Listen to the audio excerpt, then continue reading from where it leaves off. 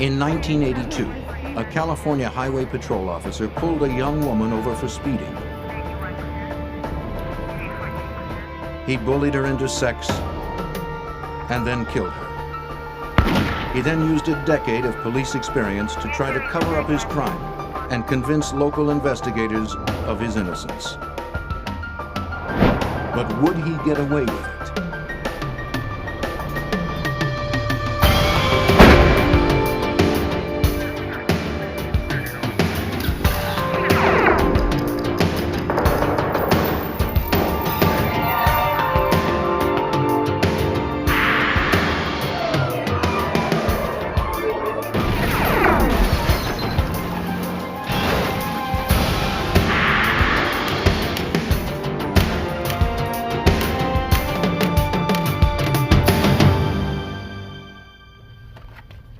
Society depends on trust and authority. It's a system that works, and because it works, we hardly think about it. A uniformed officer demands respect, and we willingly comply. But what if that trust were betrayed? What if a police officer abuses his authority? George Gwaltney was one such cop.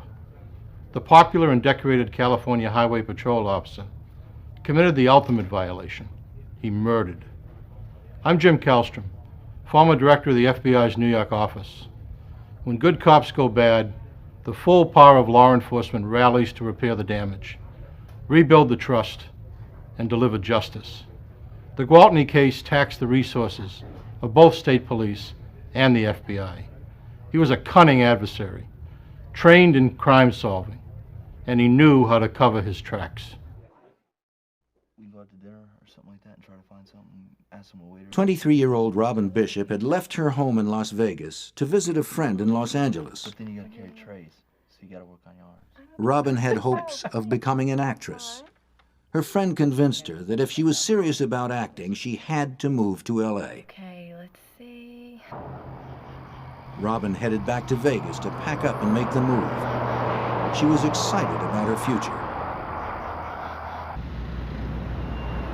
In Barstow, California, she stopped to call her mother and get a sandwich. Returning to her car, she fell under the gaze of a predator, California Highway Patrolman George Gwaltney. Though he was a highly respected officer and member of the community, Gwaltney had a secret history of stopping women for speeding and then soliciting them for sex in exchange for getting out of a ticket. The night of January 11th, 1982 was no different. He quickly memorized the make and model of her car. He also noticed the Nevada license plate.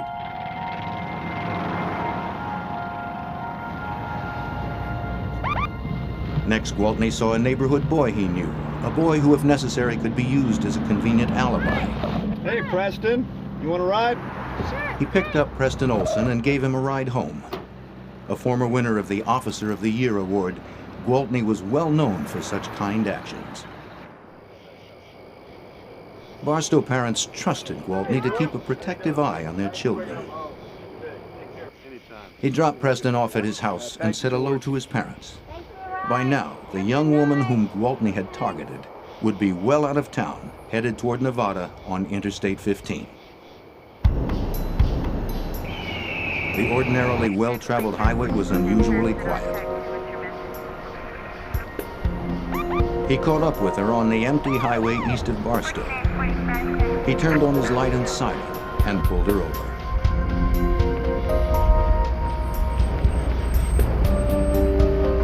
Robin Bishop had a string of tickets for speeding. She had in fact just finished a year of probation and had been given a warning that another ticket would cost her her license. Robin knew that a car and a driver's license would be essential for an aspiring actress in Los Angeles. Okay, man. Do you have any idea how fast you were going? Pretty bad. Just a little bit too fast. I'm gonna have to ask for your license, man.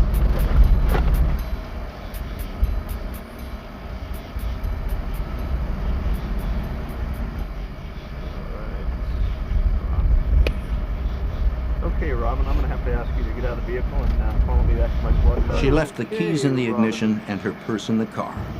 Let's take a little walk back to the squad car. Robin was probably surprised to be taken back to the patrol car, but she obeyed. Unfortunately, Gwaltney had more than a speeding ticket in mind. Go ahead and turn around for chance on your head. I'm going to have to tap your kick in. For speeding? Yep, that's the law. I was just speeding. Gwaltney stood her up against the patrol car and handcuffed her.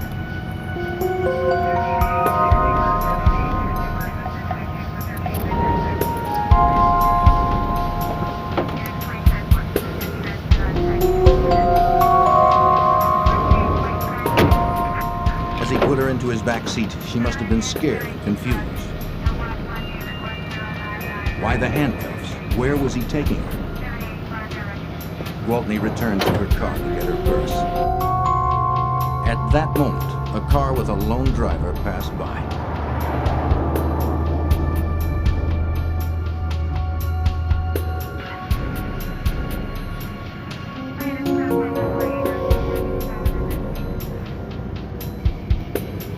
Gwaltney retrieved the purse, returned to his car, and pulled away, leaving her car abandoned on the interstate shoulder.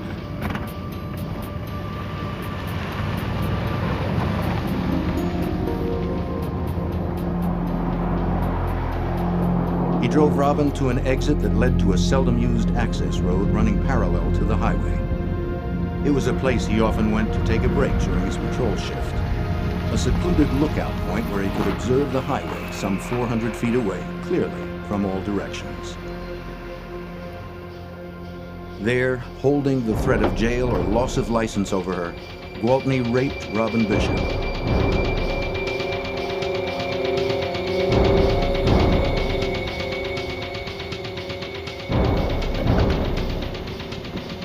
When he was done with her, he radioed in a wants and warrants check on Robin's car as if it were abandoned. He knew he'd been spotted walking towards Robin's empty car.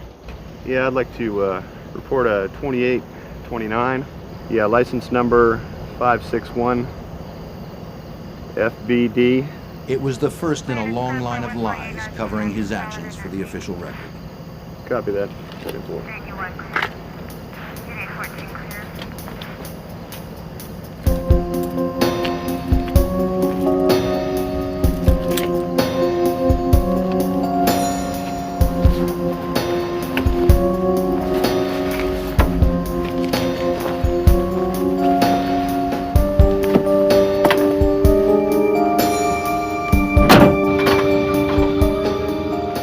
He drove her down the parallel access road to a point where Robin could walk back to her car.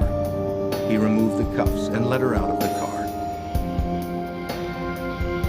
Things were working out for Gwaltney. He'd gotten what he was after and was simply going to let her go. But as she sat on the ground to put on her boots, something happened. Perhaps anger replaced fear now that she was released. Perhaps she threatened him with exposure. Her brother was a prosecutor in Nevada. Regardless, it would be her word against his.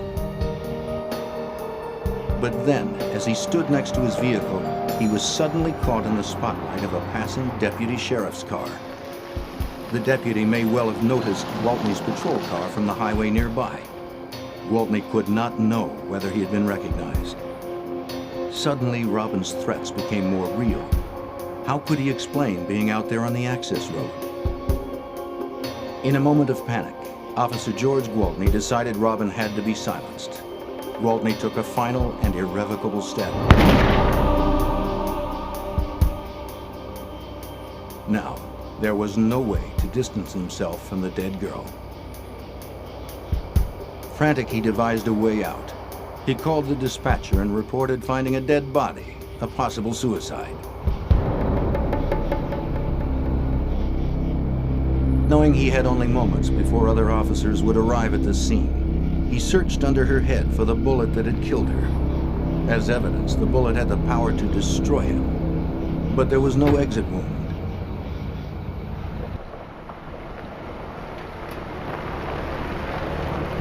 Homicide Detective Milt Rose of the San Bernardino County Sheriff's Department was sent to investigate the dead body found by Gwaltney. On his way to the crime scene, the dispatcher asked that he examine the abandoned car. as the body had been found a short distance away on the access road and was visible to investigators already at the crime scene. The police suspected there was a connection between the car and the body. I did not see any obvious signs of any malfunctions. No mechanical breakdowns. The tires were all in good condition. The vehicle was in gear. The keys were inside the vehicle. Why did the vehicle stop at the location it was at? At the crime scene, Officer Gwaltney was now composed and professional. He described how he found the victim, checked for a pulse, and looked in her purse for identification. The Nevada vehicle registration and driver's license identified her as Robin Bishop, owner of the abandoned car he had called in earlier. Although Officer Gwaltney had reported an apparent suicide, Detective Rose quickly ruled out that possibility. The victim had been shot in the back of the head at close range, then moved slightly. 4 inches from her head was a stream of blood on the ground. Clearly, this was a homicide. Recent rainfall made tracks and footprints from Gwaltney and his cruiser clearly visible in the damp sand. In this general area, we found a couple of footprints that came around, appear to come around the front of the vehicle. They travel around in the front of the vehicle and off in a direction sorted towards the middle area of the vehicle. We travel over here into an area about where this bush is located, or right in this general area, and that's where Robin Bishop's body was found. The other footprints that we found were leading from the driver's door on the highway patrol unit to the area towards the front of the vehicle, and then over towards Robin's body, kind of facing off in the easterly direction. The first officer arriving on the scene criticized Gwaltney for the profusion of his footprints, a clear contamination of the crime scene and uncharacteristically sloppy work. Why are you going to do this? You need to come to the crime scene out here. Further examination, I noticed what appeared to be marks on her wrist. The marks were familiar to any police officer. 2 thin marks across the top of her wrist and 1 across the bottom, typical of those made by handcuffs. Then, when Detective Rose examined the contents of the victim's purse, he could find no signs of robbery, but the vehicle registration and driver's license were lying on top of the purse's contents, as if they'd been shown to someone and quickly thrown back into the purse. It indicated to me that we needed to take a look at some type of vehicle stop or somebody in some type of position of authority possibly stop this car. To Rose, the evidence pointed to the involvement of a police officer or someone posing as one. Every investigator at the crime scene was either a friend or a colleague of Officer Gwaltney. That he might be connected with the crime was not even considered at this point. An autopsy was performed. The results confirmed that the body had been moved slightly after being shot, and that the bruises were in fact made by handcuffs. The fatal bullet was found lodged in Robin's jaw. Though it was the caliber of a standard police service revolver, the brand was not the standard ammunition. The autopsy also showed that she had had sex within 24 hours of her death, but there were none of the normal physical signs of a forcible rape. The first thing we needed to do was to eliminate people that had been to the scene or could have been in the area. Other highway patrol officers, other deputies, whoever was in that particular area around that time frame. We needed to start with Officer Gwaltney to begin with, because Officer Gwaltney was a person who found the body. Gwaltney's survival depended on staying one step ahead of the investigation. When he finished his shift that night, he struggled to remove the gun barrel from the murder weapon. It was the one piece of hard evidence that could conclusively implicate him in the crime. Gwaltney knew his gun barrel left identifiable markings on the bullet that killed Robin Bishop. The next morning, he went to a local gun shop to order a new barrel, which would confuse a ballistics test. But the barrel was not in stock and had to be ordered. Then he took his uniform to the dry cleaner and his holster to the repair shop for re-dyeing and restitching. All that remained was to stall for time until the gun barrel arrived. In Barstow, Rose held a briefing that morning with the police and sheriff departments to discuss the case. He asked all officers on duty the night before to turn in their weapons so that ballistics tests could eliminate them as possible suspects in the crime. Gwaltney made sure to attend. During the briefing, he learned that the fatal bullet had been recovered. By early evening, Gwaltney was the only officer who had not turned in his weapon for testing. The detectives went to his home and asked for his service revolver.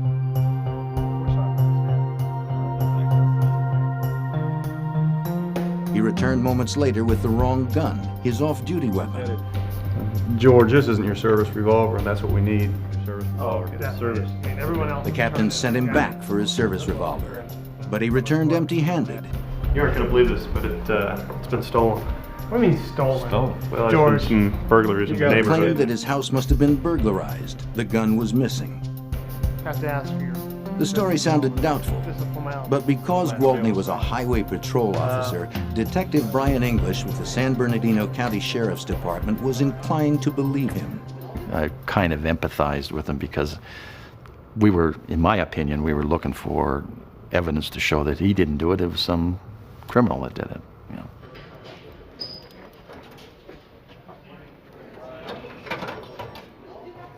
Gwaltney agreed to come to headquarters for questioning. But first, the detectives searched his locker for the missing weapon. They found nothing. Then we sat down and we started talking with Officer Gwaltney. And to him, it didn't appear important that his gun was gone, which was very significant. And if I was in his position, I'd have been extremely worried, and it didn't seem to bother him.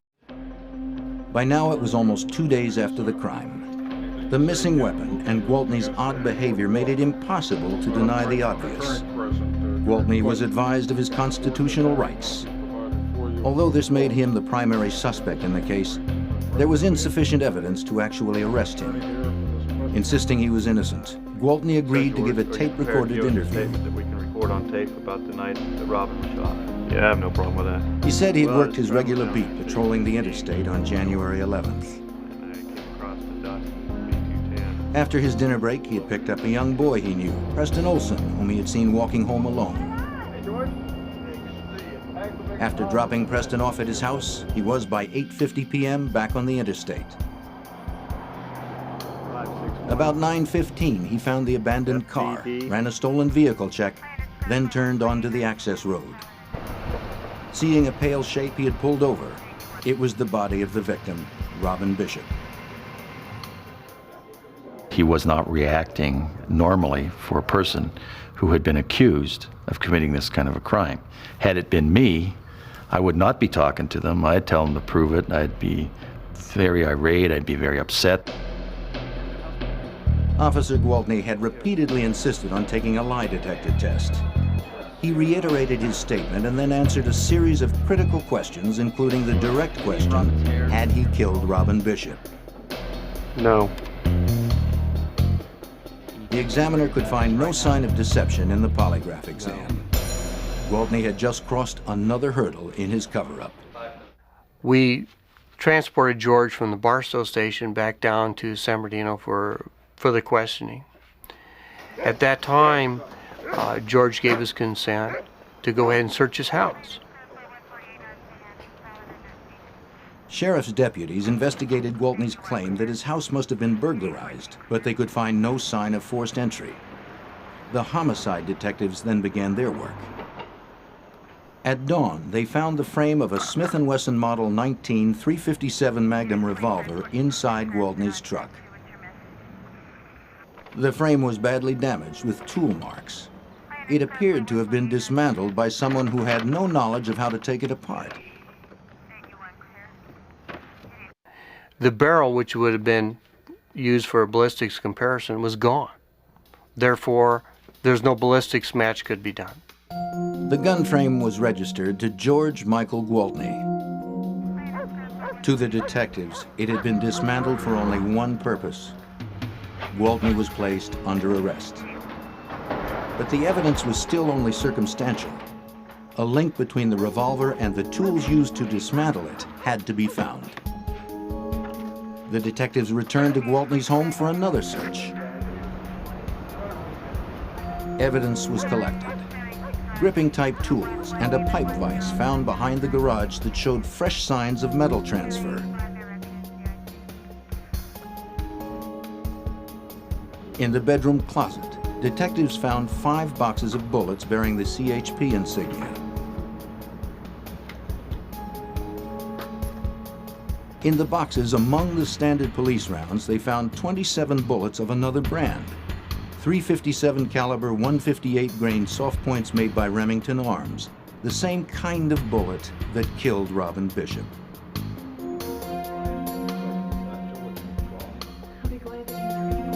Gwaltney's wife was in a state of shock and disbelief. When questioned, she assured the detectives again and again that George had not been acting strangely or in any way different lately. He was a good husband and a good father to their children. He's a wonderful husband and a very caring father. News of Gwaltney's arrest stunned the small community of Barstow. His fellow officers had known and respected him for decades. Despite the considerable evidence against Gwaltney, they were unable to accept his possible guilt. Pretty dramatic and emotional thing when another law enforcement officer is accused of committing a murder. Most of the people knew George, and they could not believe that George Gwaltney could have done something so bad. I recall a couple of the officers that were close friends of his were in tears when I was interviewing them because they didn't want to believe that George could do this. Even the investigators struggled to come to grips with the conclusion they had been forced to draw. My feeling was, he didn't do it. He couldn't do it. He's a highway patrolman. But the evidence continued to mount. Semen was found in the backseat of Gwaltney's cruiser and in Robin's jeans. A critical report was filed by Sheriff's Deputy Roger Kaufman, who had been out of town the days following the crime and had only just learned of Gwaltney's arrest. He described driving by the exact crime scene area about the time of the murder. From the interstate, he spotted a car's parking lights on the little-used access road. Shining his spotlight on the car, he saw an officer standing by it, but was driving too fast to identify him. Barely minutes later, he heard a very upset Gwaltney calling in a possible suicide on the radio. He'd been surprised to hear Gwaltney, a man known for his unshakable presence, sounding so agitated, but had not given the incident any thought until he learned of the arrest. As the investigation progressed, it became apparent that Gwaltney had used his knowledge of investigative procedure to thwart detectives' efforts to collect evidence against him. His uniform had been dry cleaned, his holster re-dyed and re-stitched, allegedly for an upcoming inspection. Any evidence of blood or tissue transferred from the gun had been destroyed. His footprints had altered the crime scene. When detectives questioned the owners of gun stores in the area, on the theory Gwaltney would have tried to buy a replacement barrel for his service revolver, none could recall him being in their stores. After several months of an internal investigation, Gwaltney was fired from the California Highway Patrol. Okay, bye. Now convinced that he had committed the worst imaginable crime, detectives were still unable to prove Gwaltney was lying. His wife and friends still solidly supported him. 9 months later, the trial began, with prosecutor Betty Kennedy confident that the considerable evidence, though mostly circumstantial, was strong enough to result in a quick conviction. In his opening statement, defense attorney George Porter told the jury that George Michael Gwaltney was the victim of a frame-up, possibly by someone in his own department. Someone stopped Miss Bishop, as he would show, but it was not George Gwaltney. The defense produced a key witness, railroad worker Dennis Gubler, who testified that he had passed Robin Bishop's empty car on the highway shoulder that night. A light-colored car was parked 50 feet behind it.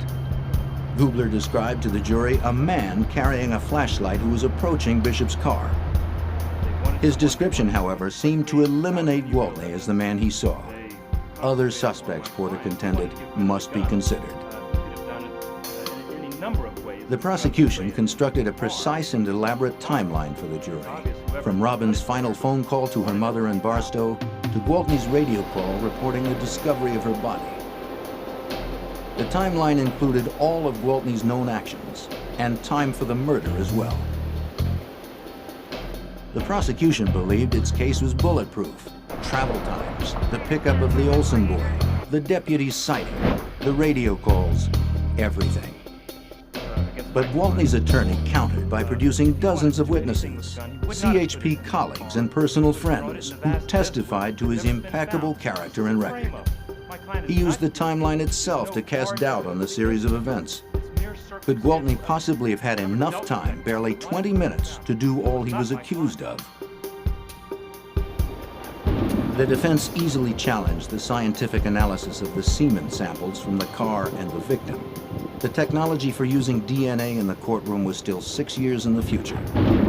In addition, Porter was able to cast doubt on the prosecution's inconclusive tool mark analysis of the gun frame and tools taken from Gwaltney's vehicle and residence. Nevertheless, the prosecution believed the bullet evidence and the dismantled gun frame would be enough to convince the jury. The strongest evidence that we had in the particular case was the frame of the gun. How can you explain the frame? How can you explain why it was in the vehicle? Why was it taken apart?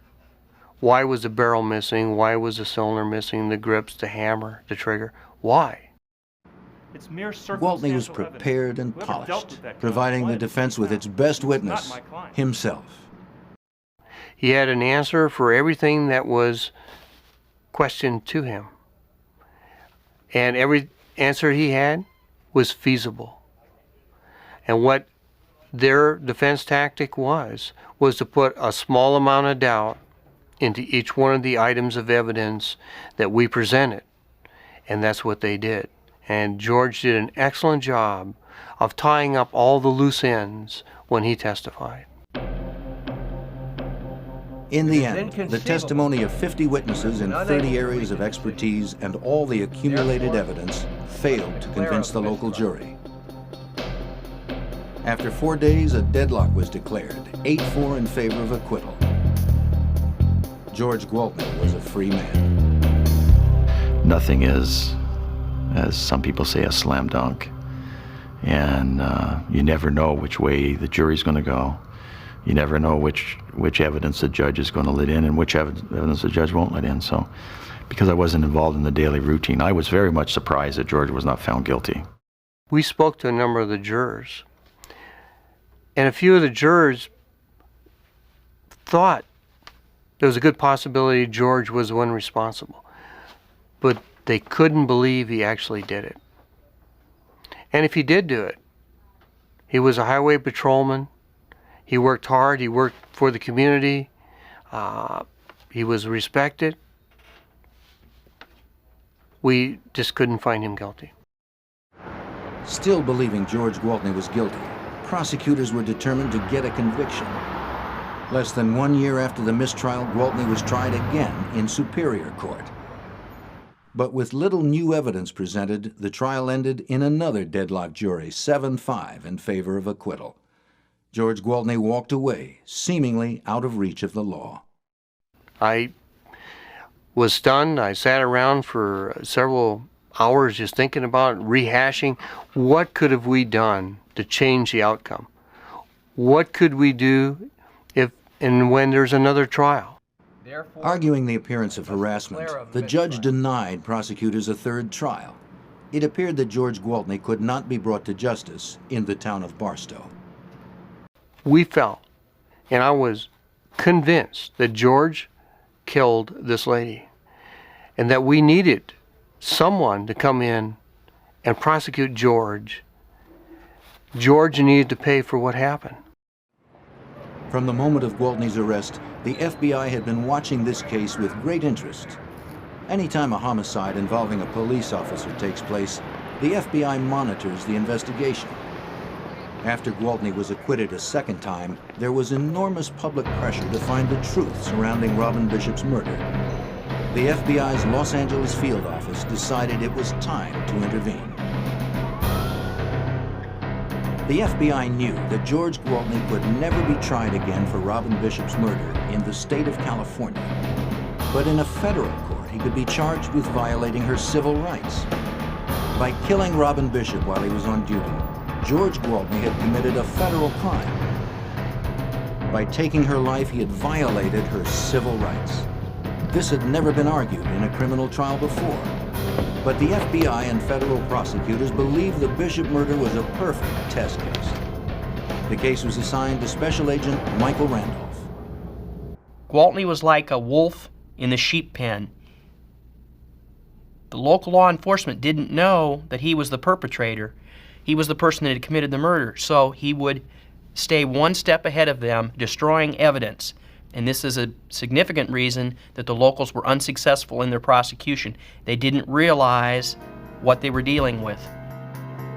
Exhaustively reviewing the crime scene photographs, Agent Randolph's attention was caught by a photo. It revealed the contents of the trunk of Gwaltney's patrol car the night of the murder. In it, he spotted a small box of ammunition. He sent the photos off for enlargement and analysis. We were notified by the FBI laboratory that photographic analysis revealed that that was a box of .357 Magnum ammunition and was in fact illegal ammo of the type that Gwaltney had testified he did not carry and was not carrying the night of the murder. It was also, we believe, the same box of ammo that was collected from his house. Agent Randolph had just caught George Gwaltney in his first lie. We knew that he had lied about one thing at the two local trials. There had to be other things that he had lied about. Working closely with the San Bernardino Sheriff's Department and the California Highway Patrol, Agent Randolph began re-examining virtually all of the evidence from the first two state trials. Instead of handling it as a usual criminal investigation, we took an exhaustive approach, sort of like a TWA Flight 800 approach. Every rivet had to be looked at, every rock had to be looked at. The mountain of reports, transcripts, photos, and physical evidence would be painstakingly re-examined by the FBI labs and Bureau field agents. Key things that were used that we sent back to the lab would include such things as, obviously, the frame of the gun. The frame of the gun had been recovered by the local police, and they had done tool mark analysis but had been unable to show who took the gun apart. The gun frame was sent back to the Firearms Tool Mark Unit of the FBI labs in Washington. Unique in the world, the lab has a collection of over 2,000 guns, from John Dillinger's pistol to the newest military assault rifle. Every bullet manufactured for the last 50 years is here too. Hollow point and steel jacket, 22 to 50 caliber. Like the guns, they're all here for testing and comparison. The soundproof ballistic room allows for comparison firing and bullet retrieval. Comparative microscopes allow for precise analysis of the gun barrels. But the most valuable asset in the lab are the agents, whose long experience in these specialized tests make them invaluable in difficult cases such as the Bishop murder. Jim Cadigan of the FBI Firearms and Tool Mark Unit was brought into the case to conduct a tool mark analysis of the gun frame and the 15 different wrenches and tools, including the pipe vise, taken from Gwaltney's home. Steel tools almost always leave behind some distinctive and often microscopic mark after their use, a signature as unique as a fingerprint. The FBI Tool Mark Lab is one of the largest, most specialized, and most technologically sophisticated in the country. It was obvious from the beginning that the individual that had worked on this particular firearm knew something about forensics because he had removed several pieces of the firearm that could be of some use later on to a forensic examiner. Agent Cadigan approached the very specific task of associating the tool marks on the gun frame with the tool marks made by the 15 gripping tools taken from the Gwaltney home. The question was, could one of these tools have been used to hold the frame while the barrel of the firearm was being removed? In looking at the frame, I noticed near where the hole was for the pin that locks the barrel down, very near the hole for that, there was a small 1/16 of an inch impression, almost as if it was made by a small screwdriver tip, right below that hole. This tiny mark matched a small imperfection in one of Gwaltney's tools. In looking at the tools that were submitted from Gwaltney, I noticed that one of those tools, a pipe wrench, had a broken tooth, and the tooth was broken off in the middle, and then there was a small island of metal left on the tooth, and that looked very similar to the mark that was on the frame. So using that as a pivot point, I started making impressions with that tool and comparing those impressions under a microscope, the tool marks, with the impressions that were on the frame, and was able to come to a conclusion that that particular tool was used to the exclusion of any other tool to make the marks that were found on the frame. In addition to the tool marks testing, the FBI lab conducted extensive testing on the particular bullets found in the Gwaltney home. The lack of a barrel on Gwaltney's gun made a ballistics test impossible, a problem that had hurt the prosecution in the state trials. So the FBI lab devised a test that had never before been used forensically, a radical new use of nuclear technology in forensic science.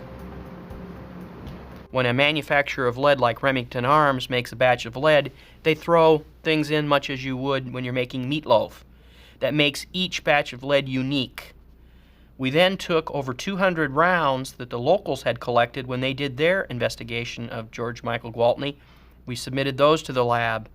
The lab made those radioactive and got their molecular weight, their chemical fingerprint, and lo and behold, we find approximately 27 rounds that are the exact match as the lead taken from the head of our victim. The samples in the reactor absorb neutrons and become radioactive. This radioactivity is measured and gives a precise reading of the chemical elements in the lead from the bullet, an atomic fingerprint. The radioactive tests were indisputable. Each of the 27 bullets found in Gwaltney's closet, bullets he had sworn under oath he did not own, had come from the same batch of lead as the bullet that killed Robin Bishop. The FBI lab worked to establish a definite match between Gwaltney's gun frame and his pipe wrench, and between the fatal bullet and the bullets found in his home. Additionally, Agent Randolph constructed psychological portraits of not only George Gwaltney, but Robin Bishop. It was important that the federal jury perceive her as a genuine victim.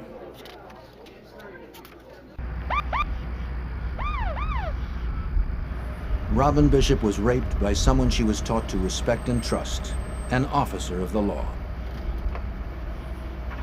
This made it very easy to understand the lack of force of violence that was evident in the crime scene other than the trauma. And she was compliant. She respected law enforcement authority. She's the type of person that pulled over and opened her wallet and handed her and stood out and was handcuffed even though she knew all she had done was a speeding ticket. It made her an easy victim.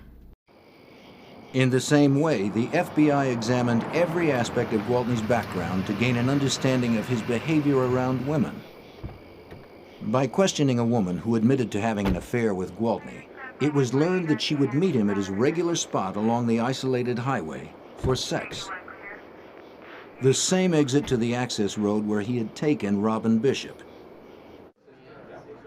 Every woman who received a summons from Gwaltney in the last 2 years was contacted, and a pattern emerged. Nearly a dozen women claimed that Gwaltney had solicited them for sex or touched them suggestively.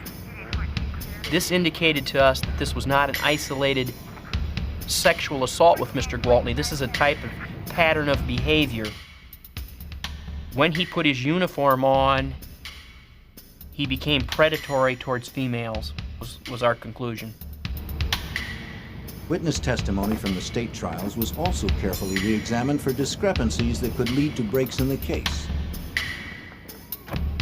In some instances, the FBI leaned hard with the weight of federal authority. Many witnesses were reluctant to testify, fearful. It's a small community, everybody knows everybody. We had to let them know that a federal investigation is just not a local matter that's going to blow away with the wind out in the desert. We're going to be here until this is resolved.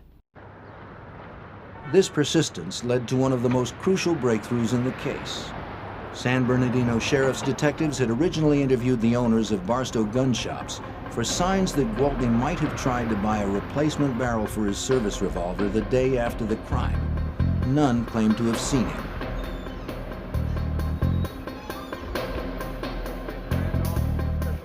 One of those interviewed was a Mr. William Addington, owner of the Powderhorn gun shop. He had denied during both state trial investigations that George Gwaltney had been in his shop the day after the murder. But printouts from the shop's phone bills caught Addington in a lie. And we found toll records that show the day after the homicide, late in the afternoon, after the briefing that Gwaltney had attended, Mr. Addington had made a phone call up to this gun shop in Sacramento attempting to order a barrel for the type of weapon that Mr. Gwaltney carried that was now missing the barrel. Now confronted by the FBI with this evidence, Addington admitted that Gwaltney had been in his store trying to buy a barrel for his revolver the day after Robin Bishop's murder. Addington had previously lied to state investigators in an effort to avoid getting involved. Fearing that lying to the FBI was a felony, Addington broke down. Reviewing the timeline of events, the FBI found that Gwaltney had created a false alibi to cover his visit to the gun shop and shoe repair shop where he'd had his holster cleaned and dyed, claiming to be on duty at the time. Gwaltney's story was falling apart. But the most important part of the timeline that the FBI reviewed was the pickup and delivery of the neighborhood boy Preston Olson. The problem with that story was nobody had ever sat down with Preston Olson. He testified at 2 trials, and he verified what Gwaltney said. But as the FBI went over the events with Preston and his mother, minute by minute, they realized that Officer Gwaltney had actually left the boy's house a half hour earlier than his original testimony. Preston never owned a watch and had never timed it, and nobody had ever done a timeline analysis with him. This new information and the resulting revision of the timeline was one of the most important developments in the FBI's case. We didn't stop for anything. There was no traffic whatsoever. He can't change his story. He's locked himself in on 2 local trials to the local timeline. So the timeline was very significant. It gives him a half hour he has no explanation for. With the revised timeline, Officer Gwaltney now had ample time, 20 to 40 minutes, to stop Bishop, handcuff her, force her to have sex with him, then shoot her. Gwaltney knows she's got out-of-state plates. She's an attractive young blonde woman. He zips up the road, takes him a couple minutes, and then gives chase. Finally, Dr. Edward Blake of Forensic Science Associates was contacted to re-examine the semen evidence from the first 2 trials. Prior to the use of DNA in criminal trials, the use of semen as evidence was problematic. But the FBI felt there might still be a way to use what they had. Gwaltney had had a vasectomy and had it reversed. Was there any way this information could be used in the identification and matching of his semen with the crime scene specimens? Federal prosecutors asked Dr. Blake, a forensic serologist, if there were any new scientific developments that might help the investigation. He said, well, I mean, science does progress over time, does it not, Dr. Blake? I mean, maybe there's something, and would you be willing to just look into the matter? And I said, well, I happen to know some people that are involved in fertility work And one of the elements that's involved in this case is the idea that Mr. Gwaltney had had a vasectomy and had it reversed. Dr. Blake learned from colleagues at the University of California that a vasectomy reversal can sometimes cause the production of anti-sperm antibodies. The body reacts to sperm seeping into the bloodstream as if it were invading germs. The phenomenon is highly unusual and could conceivably be used as a marker in seminal fluid. He sent samples from Gwaltney to the University of California lab. We found that not only do those fluids contain the anti-sperm antibodies, the antibodies were there at very, very high levels. And that provided the incentive to then explore the evidence itself. Dr. Blake learned of a new test used in fertility studies. It was called the immunobead assay test and could determine the presence of anti-sperm antibodies in the crime scene samples. Because this kind of evidence had never been used in court before, Dr. Blake videotaped the test to show the jury in the federal trial. Ultimately, extracts that were prepared from a pair of genes that were on Robin Bishop's body, samples that were taken from the Highway Patrol car seat were prepared, and these samples were tested for the presence of these anti-sperm antibodies. And in both of those samples, the anti-sperm antibodies were found. During the 6-month FBI investigation, all of the re-examined evidence and all of the new witness testimony led to one bedrock certainty for the special agents working on the case. We know we've got the right guy, and we're going to get him. George Gwaltney was going back to court. George Michael Gwaltney was indicted by a federal grand jury for violating the civil rights of Robin Bishop and arrested.